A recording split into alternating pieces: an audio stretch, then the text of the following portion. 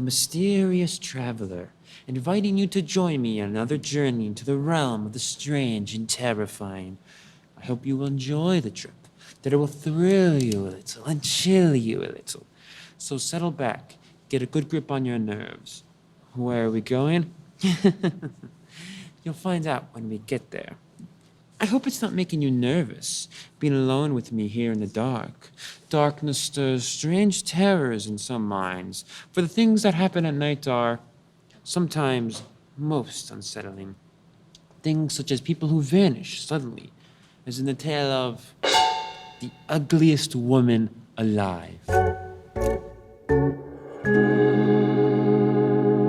I once met a woman who confessed to being the ugliest woman alive, and yet I thought her beautiful. She told me a story so strange, so incredible, that some people might have thought her insane, yet I believed her. It all began a year ago in a small house in a lonely section of the Hudson Valley. The house lay hidden in a grove of trees, and at each window the blinds were drawn as though to protect someone within from the outside world.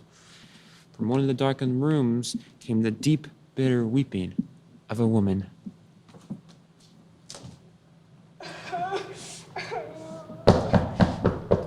What is it? It's your cousin, Rachel. Go away! I don't want to see you. I thought I told you. Forgive me for breaking in like this, Gloria, but I had to see you. I know you've been in constant pain. I worry about you. There's nothing you or anyone else can do for me.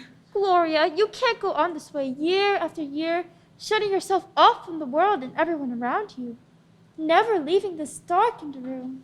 Ever since childhood, it's been one operation after another.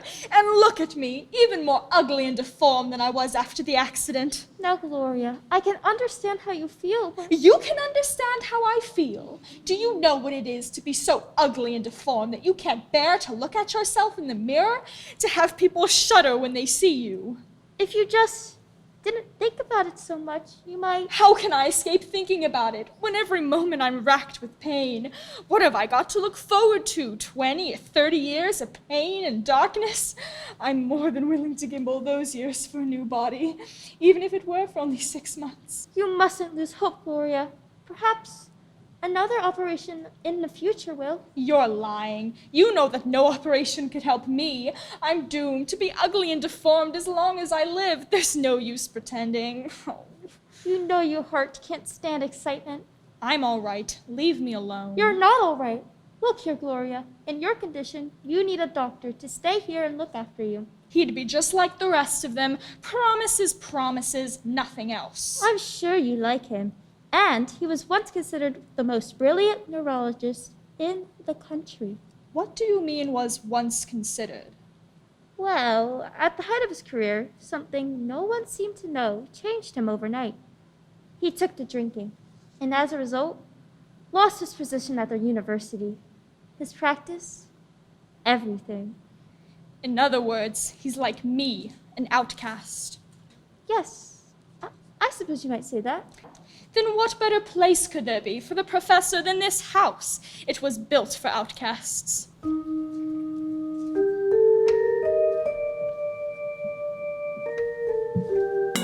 So, early one evening, a week later, Professor Hadley arrived.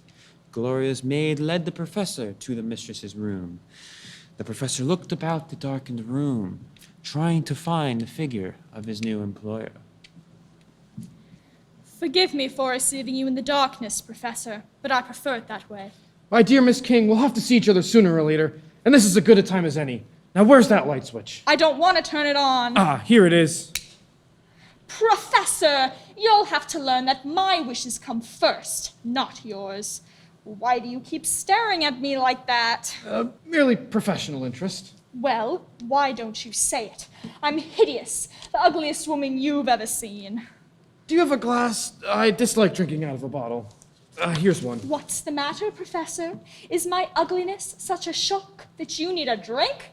I suppose you're going to tell me what the rest of them have, that another operation might make a new woman out of me. No, Miss King, I for one will not delude you. I'm afraid no operation could help you. Get out! out! Do you hear? Get out, you drunken fool! Forgive me if you can't stand to hear the truth. I have difficulty myself in facing it, so I escape through drinking. Anyone can see what I seek to escape, but what do you seek to escape, Professor? Memories, Miss King. You're a coward, Professor. A person can overcome memories, but what can one do with a face and body such as mine? Believe me, my memories are just as terrifying as your appearance. Strangely enough, they were brought about as a result of me trying to help people like you. You were trying to help people like me? How? Does it matter? You might say I had a dream that only a scientist might have. As you can see, I failed. I should very much like to hear about it, Professor. That is, if you don't mind telling me about it. But I do mind, Miss King, just as you mind being stared at. I trust you don't object to my drinking?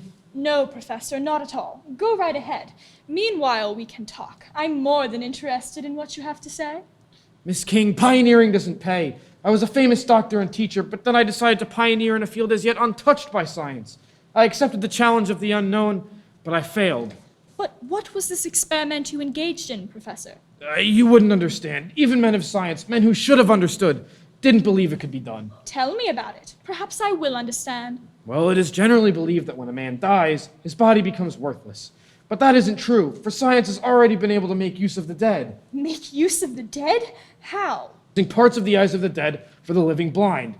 The eyes of the dead have provided sight for thousands of people who were doomed to eternal darkness because they lacked retinas. In other words, the dead supplied the living with missing parts? Yes. And is that what your experiment was about? It was along those lines. As a brain specialist, I felt this remarkable step in science could be carried still further. Carried still further? Yes, as a brain specialist, I quite often had young patients who were doomed to die young because of brain disorders. Think of what a waste it was, burying those fine young bodies. But what good were those bodies to anyone? What good were those bodies? Surely, my dear Miss King, you could do with a new one. Look at you, ugly, gross, a human wreck. Yes, I see what you mean, but how could it be done? Well, according to my theory, your brain could be transferred to another woman's body. A woman who had died because of a brain disorder but was otherwise organically sound. My brain transferred to another woman's body? Yes, outwardly, of course, this woman would continue to live. But it would be you, for it would be your brain that would be the master of the body. You mean I would live in another woman's body? A young, beautiful body? Yes, that was the theory. Professor Hadley, it's more than a theory, isn't it? You've tried it out, haven't you? It's still an unproven theory, Miss King, for the experiment failed. It failed? Yes, and my assistant paid for my failure with his life. It was his brain I tried to transfer to another body. But you still believe in your theory, don't you? Yes, I believe in it, but my pioneering days are over. I know the time will come when some brave young scientist, more fortunate than myself, will prove that I was right. To have a fine, beautiful body, why, I'd give the rest of my life just to be young and beautiful for 6 months. Professor, you tried to prove your theory once and you failed. Now, I want you to try a second time, using me as your subject. But that's impossible. I couldn't, not after watching my assistant die. I've lost my nerve. I'm through. Professor, evidently the police never found out about your assistant's death, or you would have lost your license, been sent to prison.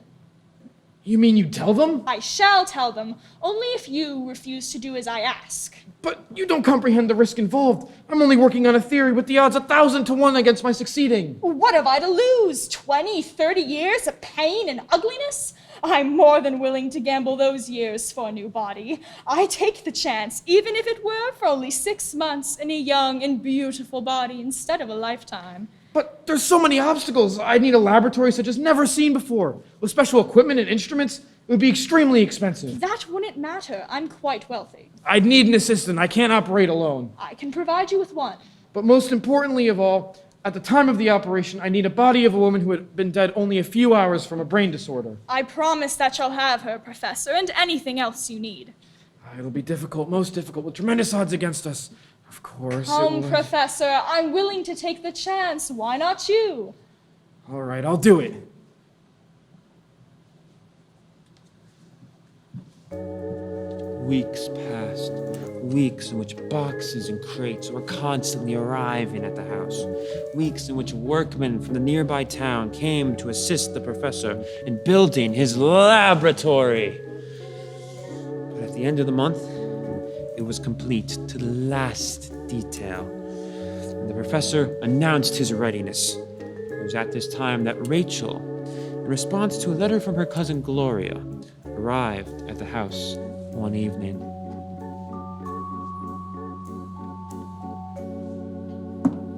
Gloria? What's going on here? Hello, Rachel. Sit down, won't you? Gloria, what's going on here? Why have you furnished this house with a laboratory and an operating room? Why, you must have spent thousands of dollars on all that equipment. Yes, Rachel, I have. But why? Professor Hadley wouldn't tell me a thing. He just kept referring me to you. The professor has a theory, Rachel, which we intend to put into practice. A theory? Yes, Rachel. The professor is going to attempt to transfer my brain to the body of another woman. What? Why, you're mad. It's never been done before. That's quite true, Rachel, but there's always a first time for everything. Why not now? Why, nothing like it's ever been attempted. It won't work, I tell you. Perhaps not, but look at me, Rachel. What have I to lose? No matter how great the odds, I'm going through with it. And you're going to assist the professor in the operation. What are you saying? I'll have no part in this madness. You could also have your fine home and car taken away too, Rachel. What do you mean? You currently owe me $30,000, Rachel. If you act as the professor's assistant, I'll forgive your debt. If you don't, I'll collect every last penny. I don't seem to have much choice. No, Rachel, you don't. Very well. I'll serve as the professor's assistant. Good. If you'll join the professor in the laboratory, he'll give you the details of the entire operation. All right. But I still think this whole thing is madness. The fool! She doesn't even realize I'll go mad if I remain the way I am. This operation is the only chance out. That must be the girl. Yes? Miss Kate. Yes, good evening. You must be Jane Arnold. Yes, that's right. I've been expecting you. Come in, won't you? Thank you. It's rather dark in here. Forgive me for not having any lights on, but they bother my eyes. Oh, I'm sorry. Won't you sit down? You'll find a chair by that desk where you're standing. A chair. Oh, yes, here it is. Thank you. If you like, you may turn on that desk lamp. Are you sure it won't bother you, Miss King? No, it won't bother me in this corner of the room. All right, Miss King. There. You are beautiful, even more beautiful than your picture. Thank you. Of all the applications I received for the position of my secretary, I like yours the best, Miss Arnold. As I recall, you mentioned in your letter you haven't any relatives. Yes, that's right. I'm quite free to live here with you, Miss King. In fact, I'm rather anxious to leave the city. Oh, that's fine. Now, as my secretary, your main job would be to write personal letters for me. Do you have nice handwriting, Miss Arnold? Suppose you take a letter I dictate. You'll find pen and paper on that desk. Oh, yes, here it is. I'm ready, Miss King. My dear Professor Hadley, this letter will serve as an agreement between the two of us. For a sum of money which has already been paid me, I hereby lend myself to the experiment you are engaged in, well aware of the consequences. I sign this of my own free will. Jane Arnold. Have you got all that, Miss Arnold? I signed this of my own free will, Jane Arnold. Yes, it's... Why, I signed it. You didn't want me to do that, did you, Miss King? Yes, very much. I'd like to see what your signature looks like. Oh, I see, but What's the matter, Miss Arnold? Are you surprised at what your new employer looks like? No, it's just that Perhaps I am hideous, but I won't be like this for long. Soon I'll be just as beautiful as you are. I've changed my mind, Miss King. I don't want the position. I want to go home. I'm afraid you can't, Miss Arnold. I have other plans for you. What do you mean? What have you got there? Just a hypodermic, my dear. A few short seconds after you receive this, my face will never frighten you again. No, stay away from me. Don't touch me with that! There. It's all over now, Miss Arnold. That didn't hurt, did it? What have you done to me? I feel so dizzy. Why don't you just lie down here? Don't touch me. I have to get out of here. Oh, She's beautiful, beautiful. Miss King, did I hear someone screaming here? I'm afraid you just imagined you did, Professor. Gloria, who's this girl? Why, she's unconscious. Yes, that's right. She's the one we're going to use in the experiment.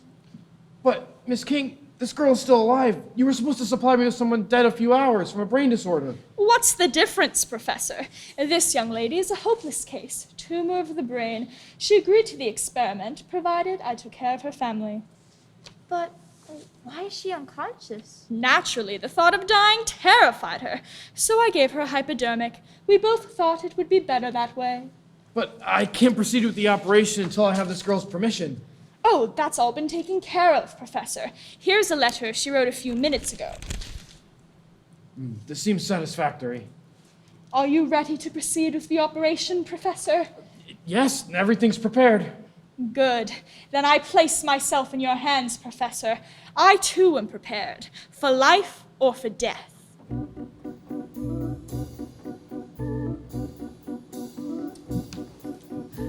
A little while later, two figures were on the operation table. One, young and beautiful. The other, ugly and deformed. Professor Hadley prepared for the operation as Rachel placed the mask on one of the two patients and turned on the nitric oxide. A few moments later, the professor picked up an instrument and began the first operation. The seconds dragged into minutes, the minutes into hours, as Rachel passed one instrument after another to the professor, at the same time watching the machines carefully. Time and time again, when it appeared that all was lost, they kept a spark of hope alive, with adrenaline and oxygen. Hours later, Professor Hadley warily turned from the operation table and slowly removed his gloves. He had done everything that was possible. The rest was up to fate.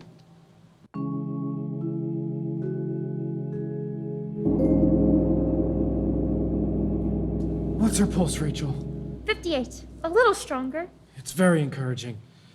Don't you think you ought to lie down and rest, Professor? You've been working for 5 long hours. That doesn't matter. What does matter is, will she survive? If she does, you'll go down in history as one of the greatest scientists of all time. Think of it, Rachel. If I've succeeded, it'll open a vast new field in science. By using bodies of the dead, we'll be able to save many of the living who were doomed to die young. Yes, it's... Professor, her pulse is much stronger. She's regaining consciousness. Then you've succeeded. That remains to be seen. She may be blind, dumb, even an idiot. We must be prepared for anything. Her pulse beats almost normal. She's opening her eyes, looking at me. Miss King, can you hear me? Professor, was the operation a success? So far it appears to be, Miss King. Please, let me see a mirror. A mirror, yes, of course. Here, I'll hold it for you. Yes, it's her face. I speak and her lips move. I'm beautiful, beautiful, not ugly and deformed. You mustn't talk anymore, Miss King. Your condition is still very serious. You must remember, Professor, Gloria King is dead. I'm now Jane Arnold. Yes, Gloria King is dead. Now you must be quiet and rest. It'll be 2 or 3 weeks before you recover. Then you'll find a new life awaiting you. A new life awaiting. A beautiful life. Good morning, Professor. Good morning, Rachel. Good morning. How are you, Gloria? Rachel! How many times have I told you that my name's not Gloria? It's Jane Arnold. Oh, I'm sorry. I keep forgetting. Professor, it's been a month since the operation. How much longer must I stay here? I want to leave and really begin to live.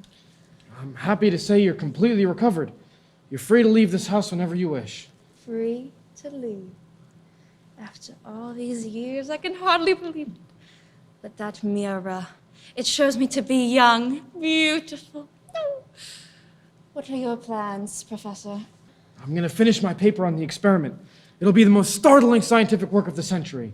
Yes, the professor will be famous the world over. This paper you're writing, will it have names, dates, everything exactly as it occurred?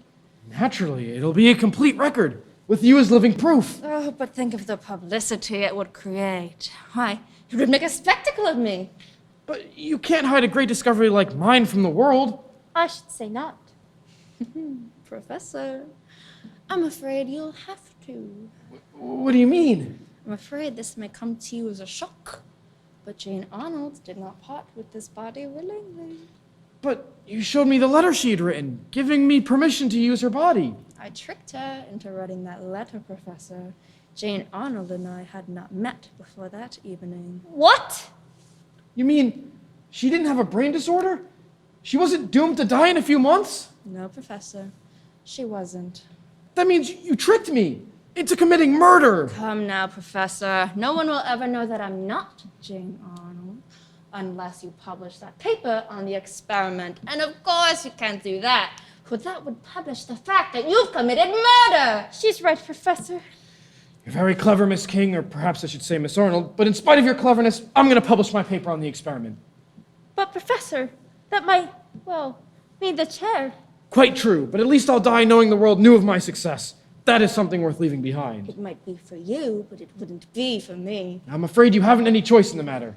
Professor, she's got a gun. Yes, I don't like to do this, but you leave me no alternative. Put that gun down, you're mad!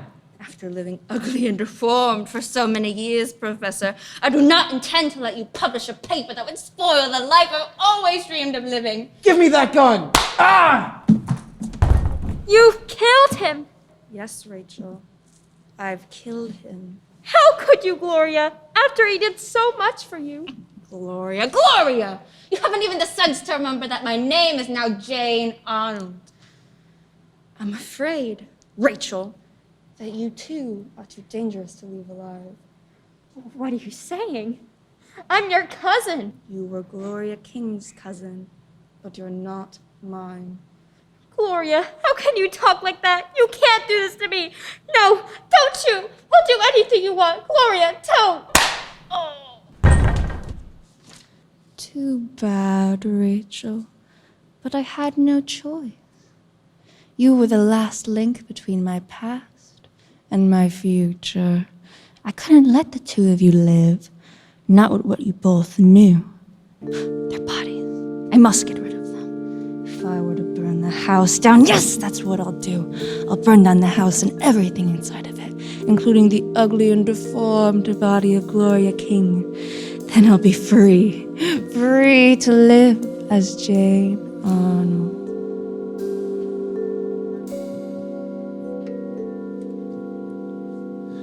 An hour later, Jane Arnold waited impatiently at the small village station for the arrival of a train to take her to the city. As she happily walked up and down the platform, she heard the siren of a fire engine and watched, entranced, as it flew past her out towards the country. Suddenly, she smiled, for she knew where the fire engine was going, and it would be too late. A few moments later, the train to New York arrived, and Jane boarded it quickly. She walked to her seat. She felt the many admiring eyes that were watching her, and suddenly she was indescribably happy. As she traveled toward the city, she studied the driver's license and the set of keys that she had found in her bag. So, this is my apartment. This key looks fairly worn. Perhaps this is the door key. Now, the light. The switch should be near the door. Yes, here it is. So this is where Jane Arnold lived. Or rather, where I live. It's a rather dismal place, but the mirrors. At last, I no longer need fear them. Oh, I am beautiful. It's been worth everything I've been through. Even if I were to be young and beautiful for only 6 months instead of a lifetime, it's worth it. Who could that be? I must be careful. I know nothing at all about her. Oh, Janie, this is better than Christmas morning. I thought you were never coming back. Aren't you gonna say you miss me? Miss you. What are you staring at me for? You remember me, don't you? I'm Dan, the guy who lives across the street. Guy who's in love with you, wants to marry you. Of course. Dan, I was just surprised. I mean, how long is it now? Exactly a month. Every night I kept looking up at your window, praying it'd be a light. When I saw it tonight, I couldn't believe it. I arrived just a few minutes ago. Where were you, Janie? Why didn't you write? Just because I proposed? Well, that's not any reason to disappear for a month. Why'd you do it? Please, Dan, let's not discuss it now. All right, dear. And I promise I won't propose again. I don't want you disappearing for another month. No, I won't. Why do you keep looking at me like that? Is though you've never seen me before? Do I? It's just that I'm so happy to see you. Oh, Janie, it's wonderful to have you back. What do you say we go out and celebrate? Oh, Dan, I'd love to.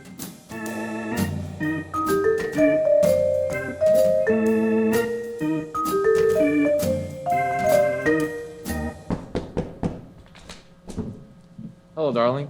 Hello, Dan. Come in. I had a wonderful time last night. I was never happier. Well, there's no reason we can't have a wonderful time tonight and every night. You know, somehow that month's vacation you took made a change in you. Did it? For the better, I hope. Yes, it was for the better. Now I'm sort of glad you did take that vacation. Why, Dan? Well, you know how moody and upset you were those last few days before you went away? Was I? Certainly were, and when I proposed, you just... What was wrong, Jane? Can you tell me about it now? Wrong.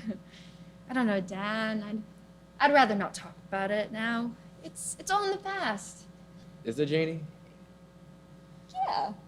Then, if I were to ask you to marry me again, you wouldn't run away, would you? The only way I'd run would be towards you. Then, Janie, will you marry me? Nothing would make me happier. Oh, Janie! We're going to be very happy together. Yes, I know we are. Happier than I'd ever dreamed possible. Hello, Betty. How are you? Come in. Hello, Dan. Look, Janie, it's Betty. The nurse was helping take care for you. I met her this morning and told her you were back. She kept asking for you all the time you were away. Hello, Janie. How are you? I'm fine, Betty. How are you?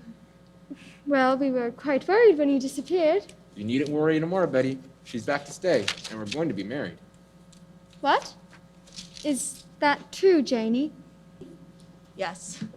What's the matter, Betty? You look awfully upset. Don't you approve? Why, yes. Of course. Congratulations. Thanks. And seeing you've been such a swell friend to Janie and me, I'd like you to come to the wedding. I should be very happy to. Dan, would you mind very much if I were to talk to Jane alone for a moment? Of course not. I've got to get running along anyway. I'll be back in an hour, darling, and we'll take in a movie together. All right, Dan. See you later, Nurse Betty. Of course. Jane, I was very much upset when I heard that you had disappeared. I was all right. I just felt the need of a vacation. Well, yes, of course, things being the way they are, I can understand your desire to get away for a while. But what I can't understand is you're agreeing to marry Dan. Am I agreeing to marry Dan? Yes. Have you told him? Have I told him? By the tone of your voice, obviously you haven't. Jane, once you had the courage to face him and refuse to marry him, why have you changed your mind? Well, I love him. Jane, I know you love him, that you always have, but you can't do this to him. You can't marry him, things being the way they are. Things being the way they are. Yes, you know it wouldn't be fair to him. Why not? Why not? Jane, we discussed this thoroughly 2 days before you went away. You can't be so unfair to him. What did you say? I said that you can't be so unfair to Dan. What do you mean by that, Betty? Jane, what's wrong with you? You know what the specialist said about your heart, what the x-ray showed. Jane, you're so pale. What's wrong? You've known for over a month now that you only had 6 months to live. Why are you so shocked? Only 6 months to live. So that's why she turned him down, got a job away from the city. She knew she only had 6 months more. Jane, who are you talking about? I don't understand. Aren't you feeling well? I'm perfectly well, nurse. Why shouldn't I be? When I was ugly and deformed, I said I'd be satisfied if I could only be young and beautiful for 6 months. I'm getting 6 months. What more could I ask for? 6 months! 6 months.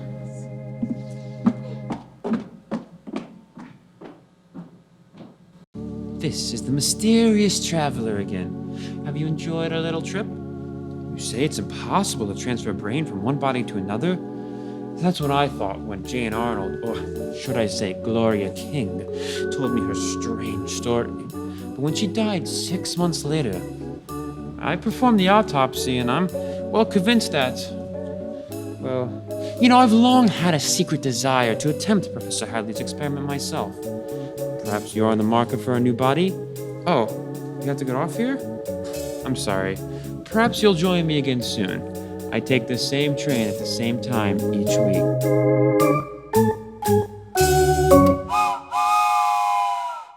All right, listeners, don't touch that dial or mouse or whatever. You know what I mean. There is another exciting episode of The Mysterious Traveler coming up. Meanwhile, since there are no tickets being sold for this performance, we are asking viewers to consider making a donation to the PTHSBPA Vocal and Theater Fund. The link is tinyurl.com/PTHS Mystery.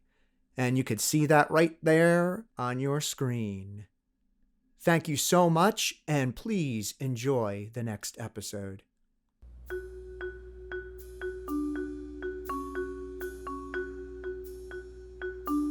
This is the Mysterious Traveler, inviting you to join me on another journey to the realm of the strange and terrifying. I hope you will enjoy the trip, that it will thrill you a little and chill you a little. So settle back, get a good grip on your nerves, and be comfortable, if you can. Where are we going? Today we're going to delve into the strange story of a Chinese bell. A bell whose ringing is a summons for the dead to live and the living to die. As you shall see in the story I call Death is the Judge. Our story begins in a small curio shop in downtown New York. Dr. John Williams, one of the finest brain surgeons in the Middle West, and his wife are celebrating their 20th wedding anniversary by a trip to New York. They have stopped in this curio shop for sentimental reasons, just as they did on their honeymoon 20 years before. Oh, John, it's the same. It's exactly the same as it was. Doesn't look as though a thing has been sold since we were in here last. It certainly doesn't. Even the smell of incense and ginger's the same. We must buy something, John, even if it's only a trinket, just for sentiment's sake. Well, if you must have a trinket, how about this statue of the Buddha here? It only weighs about 3 tons. Oh, silly. But how about one of these bells, John? We needed a dinner bell. How would this one do? That would do better for a temple gong, darling. Better try again. All right, yeah. Oh, I have it. This lovely little bell of rose crystal. Why, it's the exact color of that rose crystal pendant we bought on our honeymoon. The lady has found something that pleases her. Yes, this crystal bell. And how much is it? Please don't make the price too high. The price is not high, but the lady would not want it. But I do want it. Why should you think I wouldn't? Once it was the most unlucky bell. Now it is broken. My honored father broke it to break the evil fortune that followed it. Broken. Weird, it looks all right to me. It is broken because it will not ring. The clapper is gone. He's right, Mary. The clapper is missing. But I can easily have a new clapper made. It is not possible. Only the clapper carved when this spell was carved out of the same block of rose crystal will make this spell ring. But that's ridiculous. I've never heard of such a thing. Well, we can test it easily enough. Suppose I tap it with this silver pencil. That ought to make it ring. I am happy to have you try. That's odd. Won't make anything but that dead sound. I'll bet I can make it ring. You're welcome to try, my dear. Oh, I don't mean now. I mean once I got it home. When my honored father took out the clapper, he meant that this bell should never ring again, and it never will. But why? Because the bell was stolen, and so carried evil fortune with it, and because it is a bell of life. It came from a temple in Tibet. Only lamas were permitted to lay hands on it. But obviously someone else did. That is why it is unlucky. When my father received it 20 years ago, he took out the clapper and disposed of it. I do not know where or to whom. But why? Just what was he afraid of? He dare not risk having this bell ring, for it belonged to the High Lama of a tribe that believed the ring of this bell will bring the dead back to life. You mean this bell? Yes, you. You look skeptical, but it is true.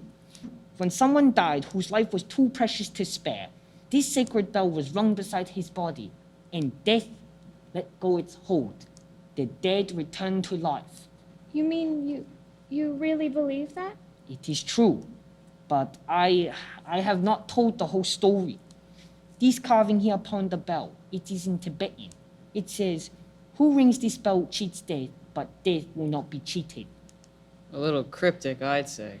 It means that when the bell is used to rescue someone from death, another whose span of life is not yet over is taken by death instead. You mean the Grim Reaper keeps his quota filled, even if the person he takes isn't on his list? It is so, Doctor. John, you're talking as if you believe the whole thing. It's just nonsense, of course. Oh, but what a lovely topic of conversation it will make. I just simply won't leave without this bell now.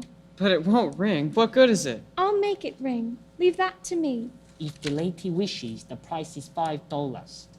Well, the lady wants it, so she'd better have it.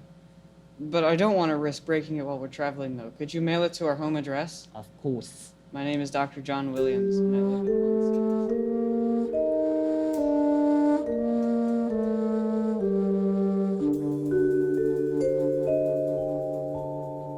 And so, a week later, shortly after Dr. Williams and his wife had returned home, a small package reached them. As he unwrapped it, Dr. Williams' curiosity was stirred again. In his study, he tried once more to make the strange bell of rose crystal ring.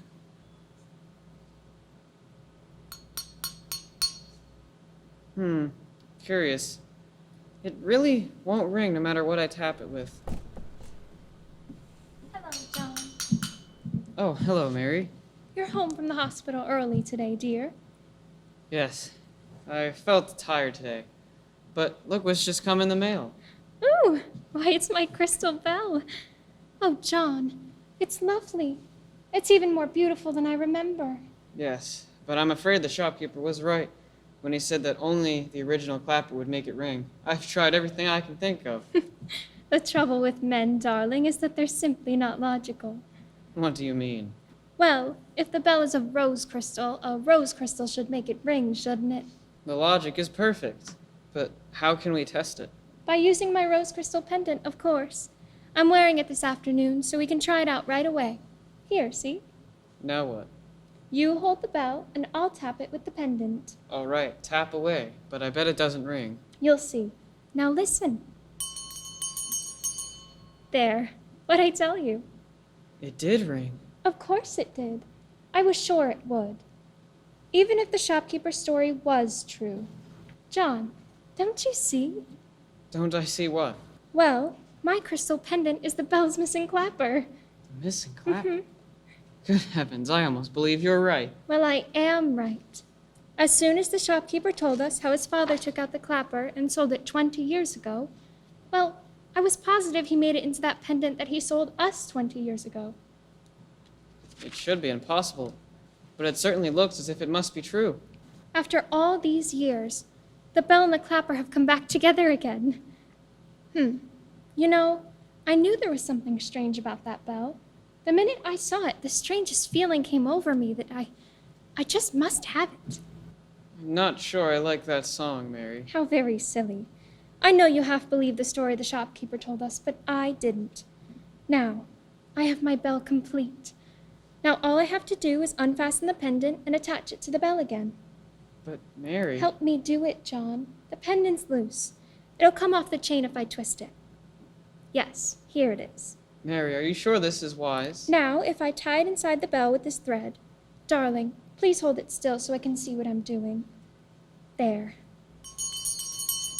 Now it's as good as new again. Listen. Mary. Oh, John? John, what is it? I don't know. I don't feel well. Well, you're tired, darling. Now, please sit down. Sit down here. I will. I feel better now. It was a moment's dizziness. You're working too hard at the hospital. That's what's the trouble. Yeah, well, maybe. I admit I had a strenuous day. I spent 2 hours on a brain operation. She was a splendid girl, looked a lot like our Dorothy. She'll be good for another 50 years now with luck. Just the same, you must take it easier, John. Now you sit still while I fix you some spirits of ammonia and... That's probably for me. Well, you sit still. I'll answer it. Hello? Yes, Dr. Williams is here. Who's calling, please? The hospital? Oh, yes, I'll tell him. Goodbye. Mary, what's happened at the hospital? It's an emergency case, John. Another brain operation and...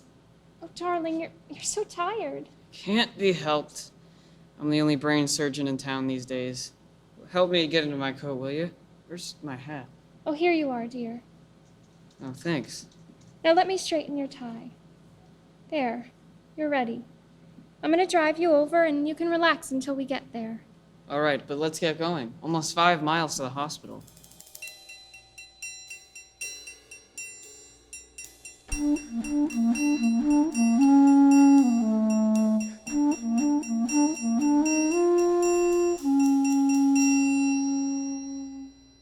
Nurse, another sponge, please.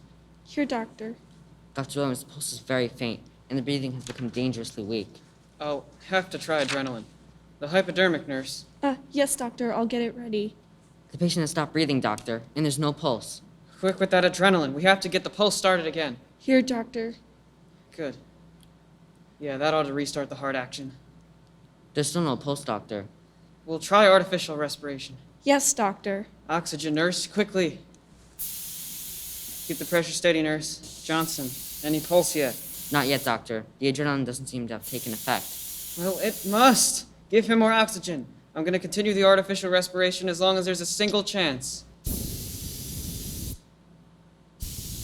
I'm afraid it's no use, doctor. No sign of a pulse at all.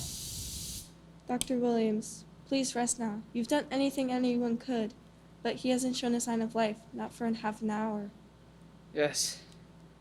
I'm afraid we're beaten. If anyone could have saved him, you'd have done it. But death had, well, too strong a grip on him for anyone to bring him back. Too strong a grip. Yes, I do feel as if I've been wrestling with someone for this poor kid's life. And lost. Well, doctor, don't feel too badly. And roommate, there's a girl who's a full life ahead of her, thanks to you. I suppose I have to look at it that way. Now, help me off with these things, will you, nurse? Of course, doctor. There's the gloves. And the jacket.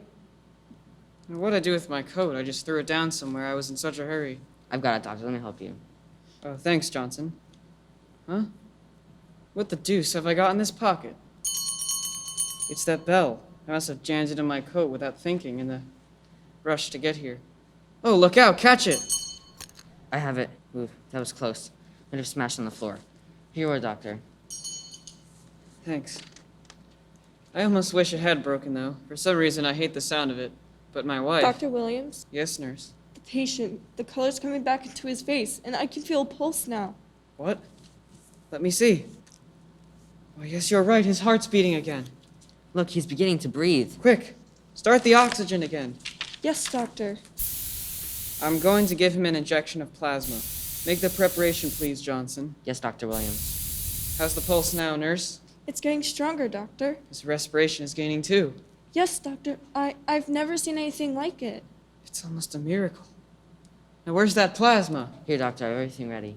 Good. Nurse, disinfect his arm, please. Right away, Dr. Williams. Oh, here comes Nurse Bronson. How's it going, Dr. Williams? Been having trouble? Oh, hello, Nurse Bronson. Yes, a little trouble, but I think we're in the clear now. For a moment, I almost thought we lost this patient, but he's gonna pull through now, I'm sure of it. Good. Doctor, I'm afraid I have some bad news about your other patient, though. What do you mean? The girl and roommate, the one you operated on this afternoon. Yes? She died suddenly just a couple minutes ago. Went like that for no reason at all. Dr. Williams' second patient, who had come back seemingly from death itself, did live. But when the operation was over and Dr. Williams was driving back to his home with his wife, he was strangely silent and preoccupied, so that when his wife spoke to him, he did not seem to hear her. Don't you want me to drive, John? John, I'm speaking to you. Oh. What, Mary? I said, don't you want me to drive? Oh, no, thanks, Mary. I'm perfectly all right. It's just that I was thinking. About that operation? Yes, the nurse told me about it. It was wonderful that you saved him. That's just it.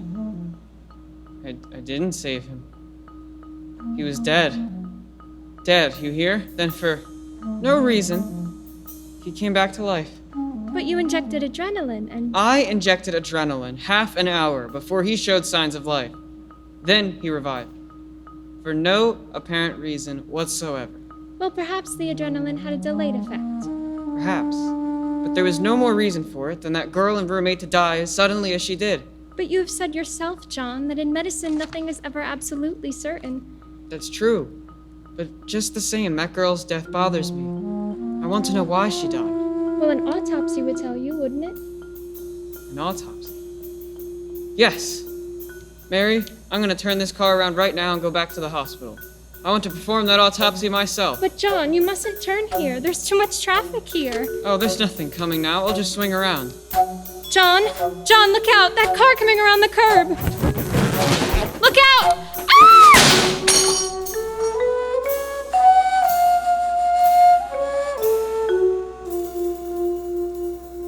Stand back, all of you. Come on, get back.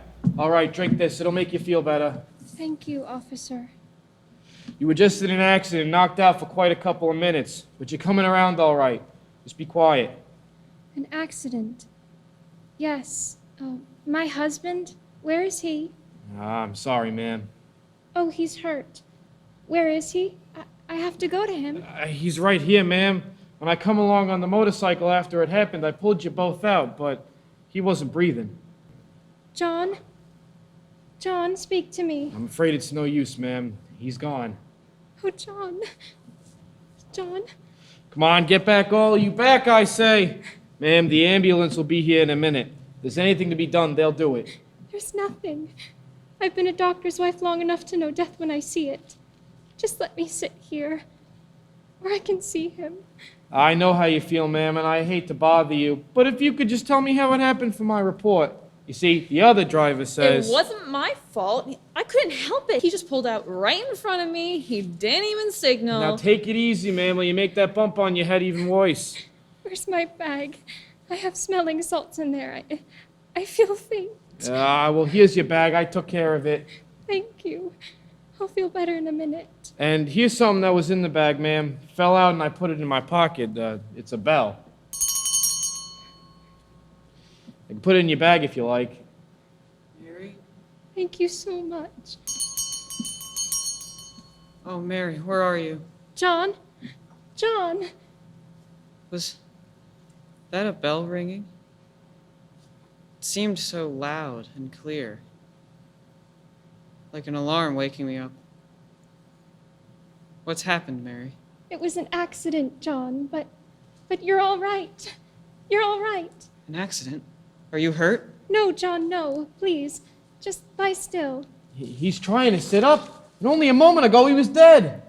Gee, I'm glad he's okay. Even though the accident wasn't my fault.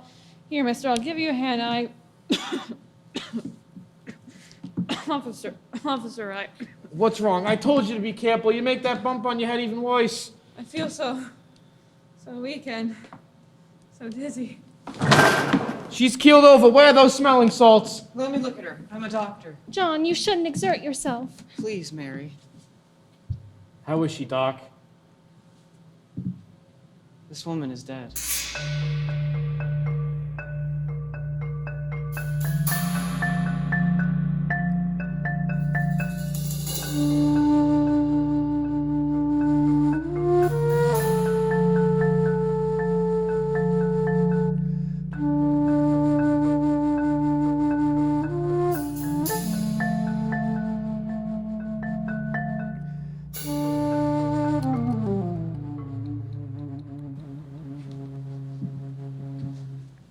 Though Dr. Williams protested that his injuries were not serious, he returned to the hospital, where Nurse Johnson treated him, finding nothing save a slight concussion.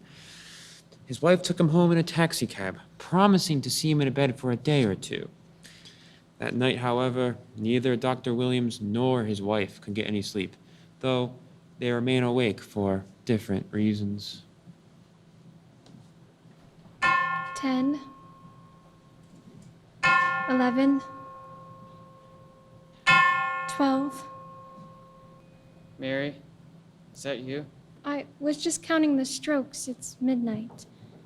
You should be asleep. I can't go to sleep. Not until Dorothy gets home. Dorothy? Where is she, at a movie? No, she came to me this afternoon and said there was a party at her sorority tonight. She asked me if she could borrow the old car for the evening, and I let her have it. But she's not back yet, John, and I can't help but worry, especially after what happened to us. Well, I'll give her a talking to in the morning. A girl of 17 isn't supposed to be out until all hours. You ought to be asleep yourself, John. How's your head? It's all right. Just throbs a little. All I had was a slight concussion. John, are you sure? Of course I am. Didn't you hear Johnson say so? What are you getting at? The bell, the crystal bell. What about the bell?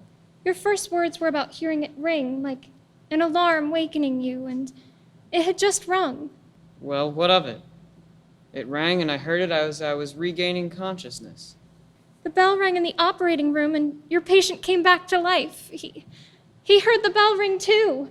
Don't be silly, Mary. My patient revived for natural reasons. As for me, I was just knocked out. But both times somebody else died, John. Pure coincidence. The girl probably had a blood clot in her heart. The driver had a fractured skull. It's a common occurrence for people with fractured skulls to keel over without any warning.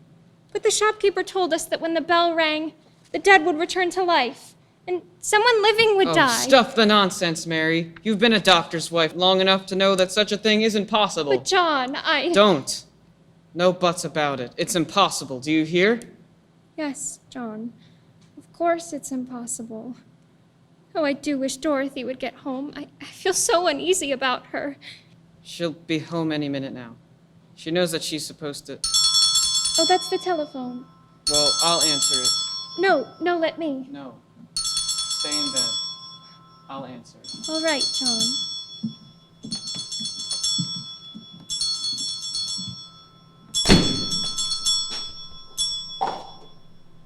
Hello, this is Dr. John Williams speaking. What? The police? What's happened? An accident? My daughter? Where is she? Is she injured? The car turned over and burned? Yes, I see. The Rockford Village morgue. Yes, I'll come at once. John, what was it? Mary, I told you to stay in bed.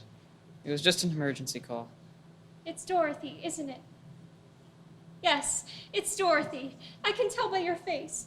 Where is she? What's happened to her? She's been in an accident, Mary. Dorothy is dead. Is that it, John? Yes, Mary. Oh, take me to her. John, you gotta take me to her.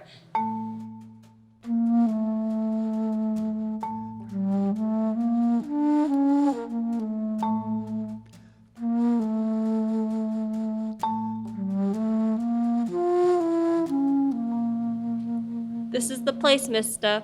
The Rockford Village morgue. across the pavement, go down those steps, then along the walk to where you see that little light or the door. Thank you. Mary, you must wait in the cab for me. I want to come with you. You mustn't. Promise me you will wait here. I want to come with you. I want to see my daughter. Not yet. Promise you will wait for me. All right, John. I'll wait. Be careful of the steps, mister. They're pretty steep and it's awful dark. I'll be careful. I'll only be 5 minutes or so, Mary.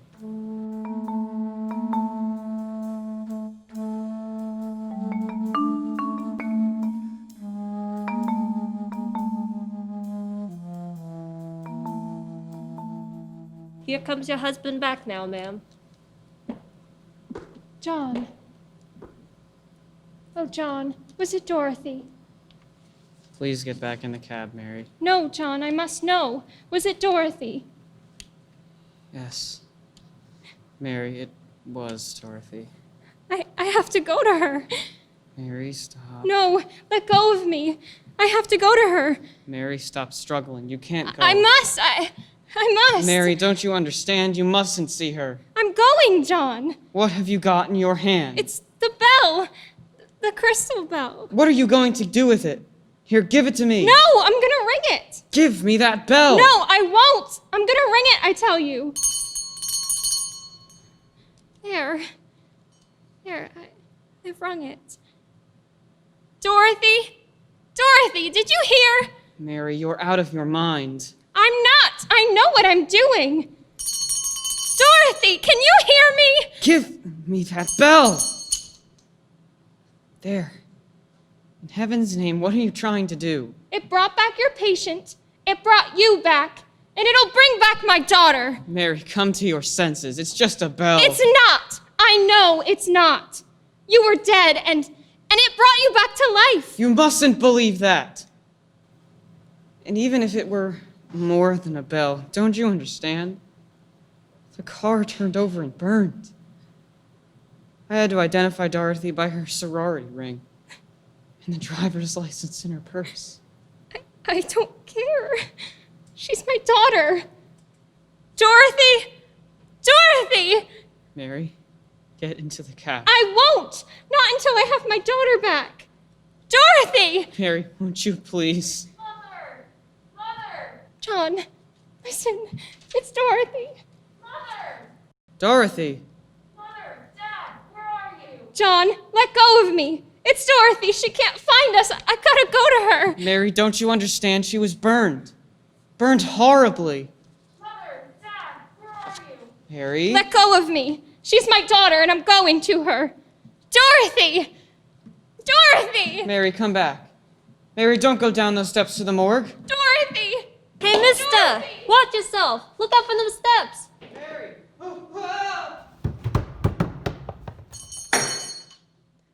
Gosh, he fell all the way down the steps. Mister, are you alright? Here, let me help you. Dad, here I am. I'm all right. I wasn't in the car at all. It was one of my sorority sisters. I lent her my driver's license and... Dad. What is it? What's wrong? He started this way and fell down these steps. But why is he so still? Dad, speak to me. John, speak to us. Dorothy's all right. Do you hear? She's come back to us. Dorothy's come back from the dead. He isn't breathing. Dorothy, he's dead. Yeah, lady, I guess he is. You see this glass bell he was holding? When he fell down, it broke. Looks like one of the pieces of it went straight into his heart. The bell killed him.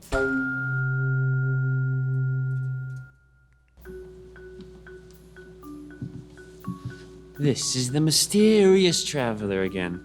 Yes, Dr. Williams was dead, but his daughter is alive and well, even today. Although, it wasn't because the bell rang. Of course not. Anyhow, the bell is broken, so there's no way of telling whether or not it had strange powers of life and death, and whether or not each time it rang, the living would die and the dead will live. But I would play it safe if I were you. If you hear a bell ringing tonight, I'm sorry. You have to get off here? I'm sorry. But I'm sure we'll meet again. I take the same train at the same time every week.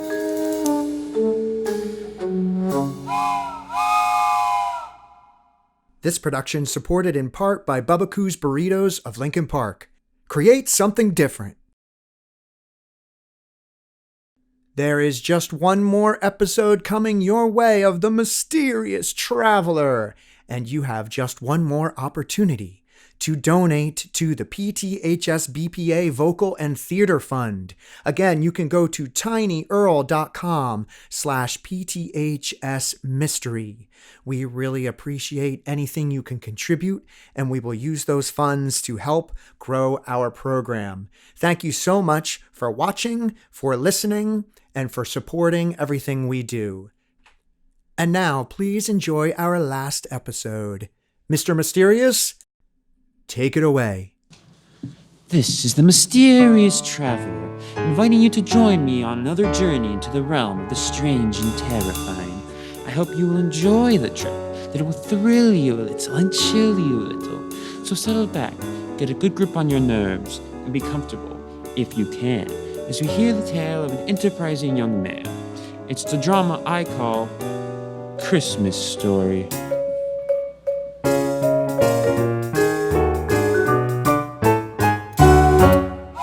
My name's Steve Farrell, and I just gotten through playing Santa Claus. Yeah, looking at a guy that really played it to the hilt. It all started last month when I was in Seattle. I was out of a job and down to my last few bucks. I was looking through the morning paper when I noticed a small ad in the personal column. Driving to New York, November 15th. Man wanted to assist in driving. Paul Harris, Hotel Royal. Well, I'd always wanted to see New York, and this was as good as any way of getting there, so I went up to this Hotel Royal to see this guy, Harris. Mr. Harris. Yes. My name's Farrell, Steve Farrell. I read your ad in the morning paper. Oh, yes, won't you come in? Thank you. If you haven't already found someone to help you to drive to New York, I'd like to offer my services. Well, as a matter of fact, I haven't. Could you leave for New York a day after tomorrow? Sure, anytime. Well, good. Then why not come around 9 in the morning and we'll get off to an early start? Okay, Mr. Harris. 9 it is.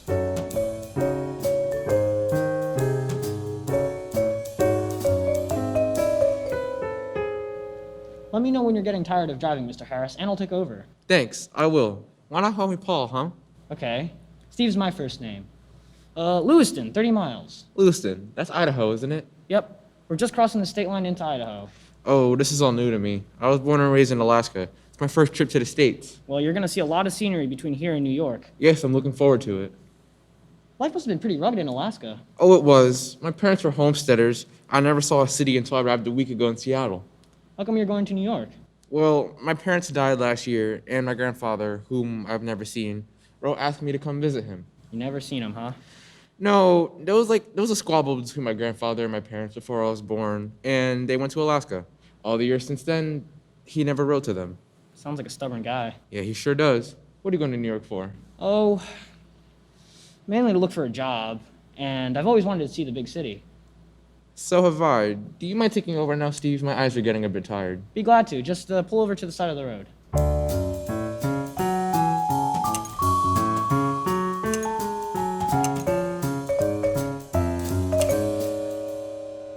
It's a long way from Seattle to New York. There wasn't a radio in the car, so we just talked. Mostly we talked about Paul, his life in Alaska, his parents, his grandfather. By the time we hit Columbus, Ohio, there wasn't a thing I didn't know about the guy. And from what I heard, his grandfather was loaded.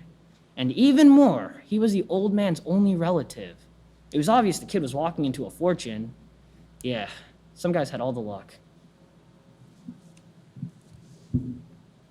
So these are the Allegheny Mountains. Yeah, better take it easy, Paul. The road's a little slippery. Okay, how much further to New York?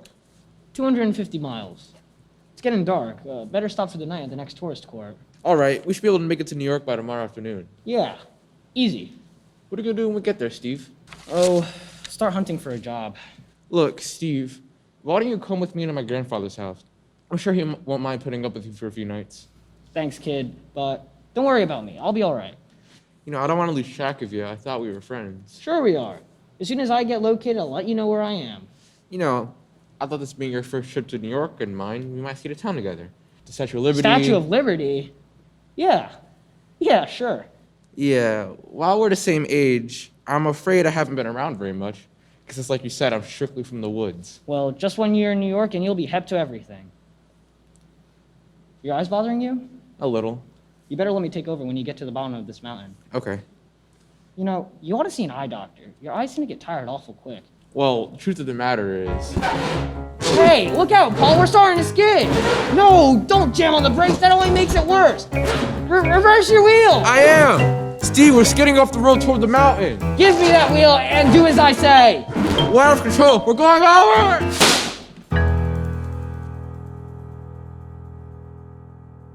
When I regained consciousness, I was lying a few feet from the car. We'd rolled 300 feet down the side of the mountain, and the car was completely wrecked. I crawled up to my feet and felt for broken bones. Other than a bad gash on my head and the massive bruises, I was okay. I limped a few feet to the overturned car and looked in. Paul was still behind the wheel.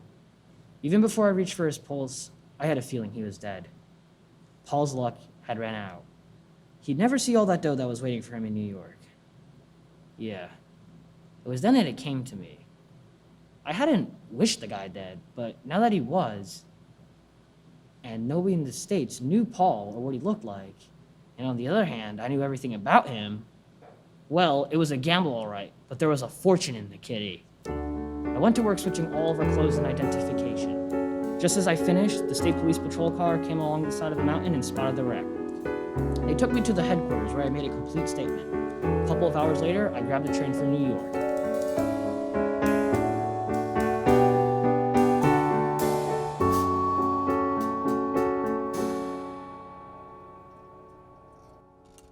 Paul, I'm George Marlowe, your grandfather's attorney. How do you do, Mr. Marlowe? The Pennsylvania State Police informed me the dreadful accident you had. I understand a man who was with you was killed. Yes, a fellow by the name of Steve Farrell. I met him in Seattle. He assisted me with the driving. Too bad, but thank heavens it wasn't you. It would have been your grandfather's death blow. How is he? Weak, very weak, but eagerly awaiting to see you. How's that gash on your head? Oh, not too bad. It was treated by a doctor at the state police headquarters. You can only spend a few minutes with your grandfather, and excitement must be avoided by all means. I understand. How is he, Joan? He's much better this afternoon. Good. Joan, this is Paul Harris. Paul, Joan Dietrich, your grandfather's nurse. How do you do? Hello. Oh, is that you, Paul? Yes, sir. Come over here, where I can see you. Yes, grandfather. So, you're Paul, my grandson. Yes, sir. Come sit down by my bed. Let me look at you. All right, grandfather. You don't look like your mother. Must take after your father's side of the family. Yes, I do. That bandage. What happened, Paul? Well, I was in an accident, but it's nothing. Are you sure? Yes, of course. I suppose you're wondering why I sent for you after all these years, cutting off your mother. Doesn't matter now. The main thing is I'm here. You know, lying here for months, I've had a great deal of time to think things over. I was wrong, Paul. Your mother, she had a perfect right to marry anyone she wished. It was only my stubbornness that prevented the reconciliation. We all make mistakes. Yes, but 30 years of not seeing my own flesh and blood, it's been lonely, Paul. So lonely. And all my fault. But you're not alone anymore. I'm here. Yes, boy. What little time I have left, we must spend together. I think that's enough for now, Mr. Marshall. Paul can see you later, after your nap. Oh, just a few more minutes beyond. After your nap. Oh, she's a wonderful girl, Paul, but a tyrant. Come see me as soon as I'm awake. All right, grandfather. Now let me fix your pillows, will you? Just your being here seems to have helped him, Paul. What did the doctor say, Mr. Marlowe? Week, month, several months at the outside. That bad, huh? Well, you must be tired from your trip. I had your suitcase taken to your room, but do you have any other luggage on the way? There's a small trunk coming, but it won't be here for another week.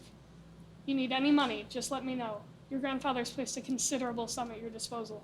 Thanks, but I still have the 2,000 of the 5,000 he left me. Very well, Paul. Remember, if there's anything at all you want, just let me know.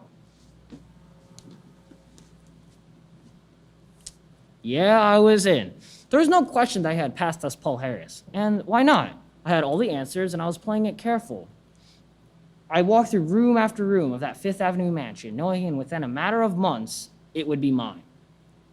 In the weeks that followed, not a day passed where I didn't spend a couple of hours with the old man. He liked me. I could see that. And the funny thing is, I liked him too. I walked through room after room of that Fifth Avenue mansion, knowing within a matter of months, it would be mine. In the weeks that followed, not a day passed where I didn't spend a few hours with the old man. He liked me. I could see that. And the funny thing is, I liked him too. During these little chats, there were times I felt I was his grandson. And sitting in at these little sessions, not saying much, just watching with those gray eyes of hers was Joan Dietrich. She was one lovely dish, and I could feel things building between us. Whenever she got an evening off, we went out together. Having a good time? Wonderful. I love dancing. Why, Mr. Harris, what are we doing out here on the terrace? The music's in there. Too many people in there. You know, if you don't make a pass at me soon, I'm gonna get discouraged. I only made your acquaintance 3 weeks ago. What's the time gotta do with it? When I first walked into my grandfather's room, first saw you, you knew this moment would come. Oh, darling. I feel the same way, baby. So high, I'm flying. Love me? You know I do. Then why the tears? Oh, I do love you, and I want to believe in you. But I'm so confused. So confused. About what? Go on, I want to hear. Are you really Paul Harris? What makes you ask that? In your talks with Mr. Marshall, several things you said seemed strange. Such as?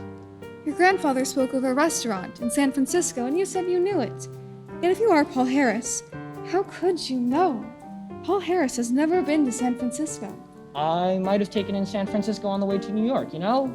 What else bothers you? You mentioned this television show you'd seen 6 months ago. There is no television in Alaska. If you're Paul Harris, how could you have seen it? People up in Alaska see kinescopes of television shows all the time, baby. They show them like movies. Darling, just tell me I'm wrong. That's all I wanted to hear. I wish I could tell you I'm Paul Harris, but I'm not. You're not? No. The name's Farrell. Steve Farrell? Steve Farrell. Hmm. Wasn't that the fellow that was killed? It was Paul Harris that was killed. You changed identities. Yes. Well, how could you? How could you? I was tired of being broke, of going from one lousy job to another. I saw a chance to grab a fortune and took it. What are you gonna do? I should go to the police. I can't. Mr. Marshall thinks you're his grandson. He's extremely fond of you. If the truth were to come out, it would kill him. Is that the only reason you can't go to the police? Oh, Steve, what are we gonna do? Nothing. Nothing. That's right. I'm going on being Paul Harris until the old man dies. Then I'm taking the estate. You can't, Steve, you can't. Why not? While the old man's alive, I'm making him happy. If I get his estate when he dies, who loses by it? It's not as though he has other relatives. Why shouldn't I get it? It's wrong, Steve. It's wrong. It's wrong only if you're caught, baby. Only if you're caught.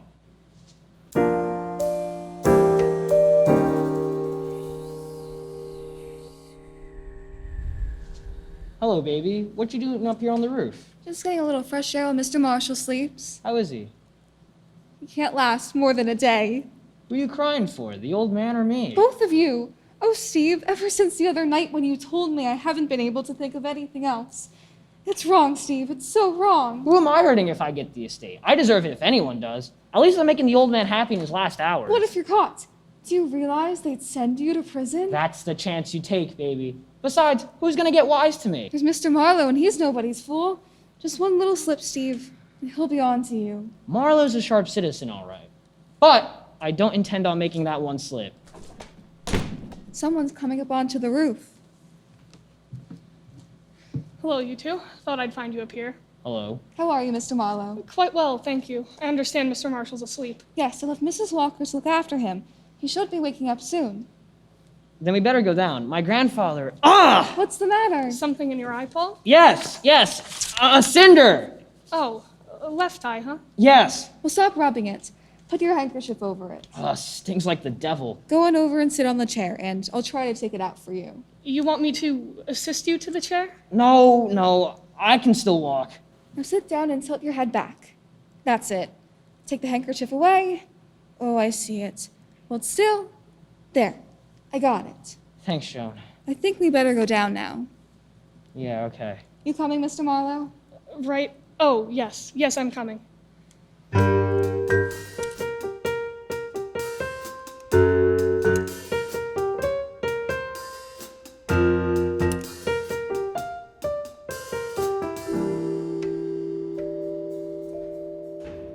Mrs. Walker said that Mr. Marshall was asleep when she looked in on him a few minutes ago. Seems he's still sleeping. Perhaps we better leave and wait until he wakens. No. It's time for his medicine. Mr. Marshall? Mr. Marshall? Time for your medicine. Mr. Marshall? What is it, Joan? There's no pulse. Are you sure? Yes.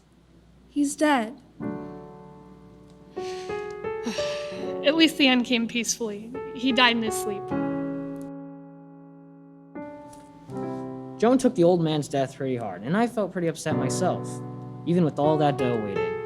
As for Marlowe, he was his usual efficient self, looking after all the details of the funeral. Maybe it was the tension I was under, but Marlowe seemed changed to me. He wasn't quite so friendly. And sometimes I turned to find him watching me, giving me the cold eye. I couldn't be sure whether it was my imagination or not. After we got back from the funeral, I was in my room when there was a knock on the door. Come in. Oh, hello, Joan. Come in. Mr. Marlowe's downstairs in the library. Wants to see you. Close the door. Anything wrong? Plenty. Whose trunk is that you're going through? It's Paul's. It arrived this morning while we were at the funeral. Steve, what's wrong? I've just been going through some of Paul's personal papers. I knew, of course, he was 4F in the draft, but I never knew why. What are you trying to tell me? Paul was 4F in the draft because he was blind in the right eye. Blind? In the right eye? Yes, that's why I've been getting the cold shoulder from Marlowe these past 3 days. Ever since the afternoon we were on the roof. I don't understand. Somehow, Marlowe knew that Paul was blind in the right eye. And so when I got that cinder in my left eye, I covered it with my handkerchief. You told me to walk across the roof to the chair and sit down. Yes, I remember. At that point, Marlowe offered to lead me to the chair. Knowing you were blind in the right eye and had your left eye covered with a handkerchief. Yes. When I walked to the chair without hesitation, that must have started him thinking. Oh, Steve. Now, don't get panicky, baby. Marlowe can't be sure he's right. At the moment, he's just suspicious. But if he really investigates... I've got to kill suspicion in his mind. Stop him from doing any checking. But how? I don't know yet. Now, come on. He's waiting for us in the library.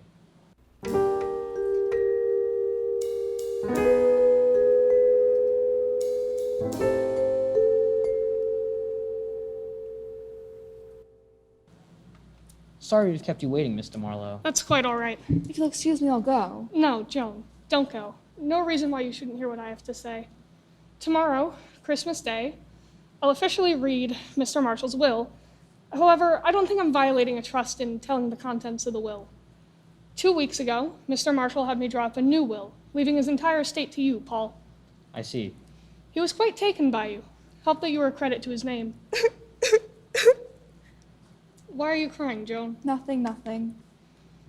As administrator of Mr. Marshall's will, it is my duty to see to it that the heirs, or heir, receive their just inheritances. This duty I shall fulfill. I understand. I am responsible. I'm the law for the awarding of the huge estate left by Mr. Marshall. I shall have to... Is your eye bothering you? You've been doing nothing but rubbing it since you came into this room. Sorry, Mr. Marlowe. As you know, I'm blind in my right eye, and now and then my left eye feels quite strained, particularly at a time like this. My grandfather's death, funeral, you'd understand. Right, yes. Yes, of course. You were saying? What? Oh, it's not important at the moment.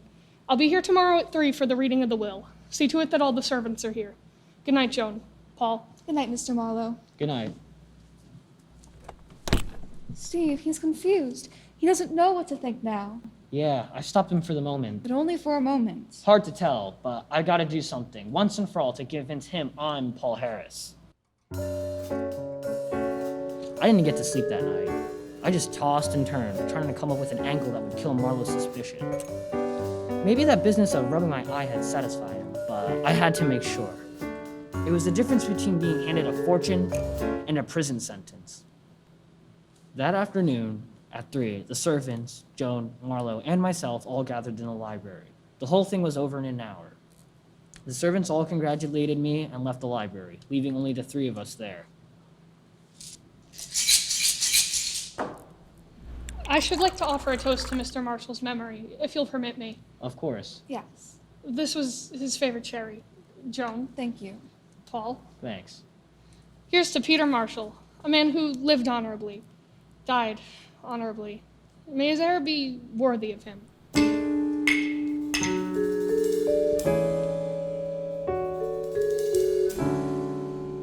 As the 3 of us raised our glasses to our lips and drank, I could see Marlowe watching me over the brim of his glass with those cold blue eyes of his. We set down our glasses and I turned to give Joan a cigarette.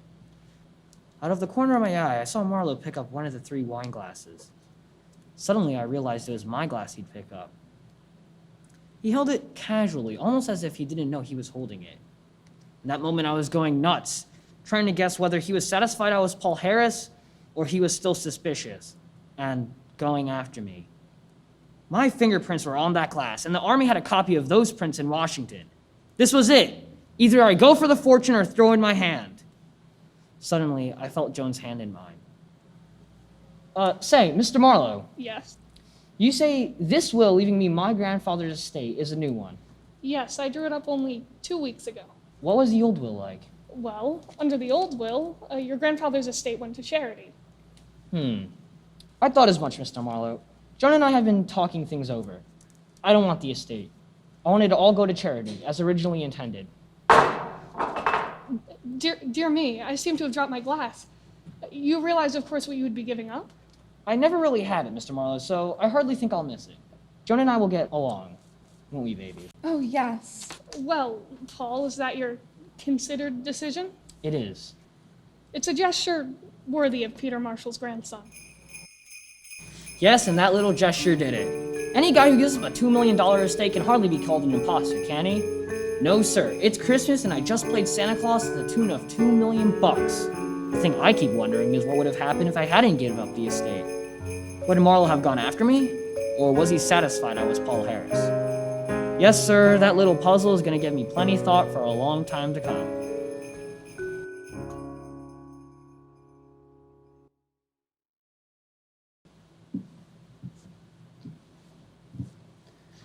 This is the mysterious traveler again. Did you enjoy our trip? What happened to Paul Harris, or rather I should say Steve Farrell? He and Joan were married, and the poor fellow's now working at an honest living. Oh, you have to get off here? I'm sorry, but I'm sure we'll meet again. I take the same train at the same time every week.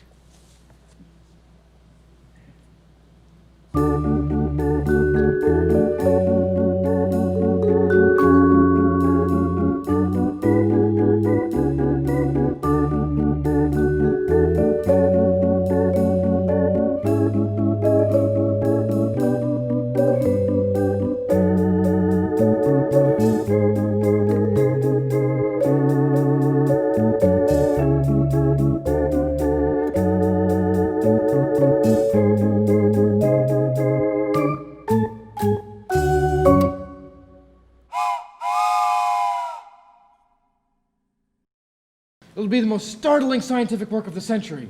Yes, the professor will...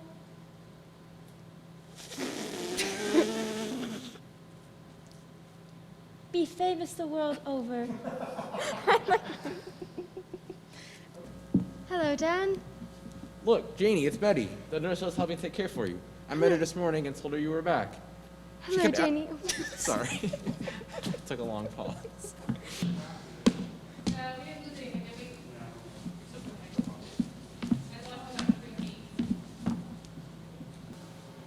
This woman is dead. I'm sorry. I'm sorry. I'm used to the lights going on. I don't have to look at his face because it's too funny.